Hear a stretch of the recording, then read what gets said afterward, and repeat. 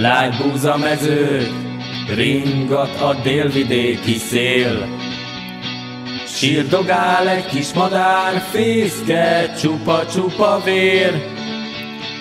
Lábát törték, megkergették, gúnytűztek vele.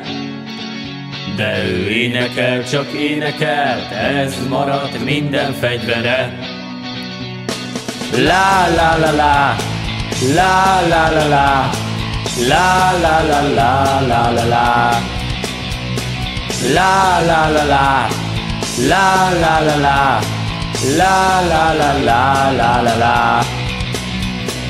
Tengervadvirág borítja fenn a dombtetőt, koszorúja körbefonja rég az öreg temetőt. A meggyalázott sírok között bolyong egy magyar kisfiú, apja keresztjéhez érve letérdel, úgy fogad bosszút.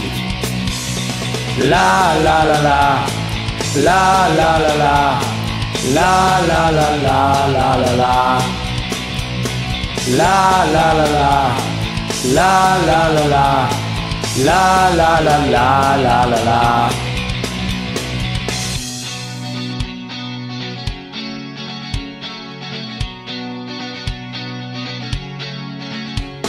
Egy ezredéve áll Arancsnak puszta temploma, teteje a csillagos ég, nyári zápor ajtaja.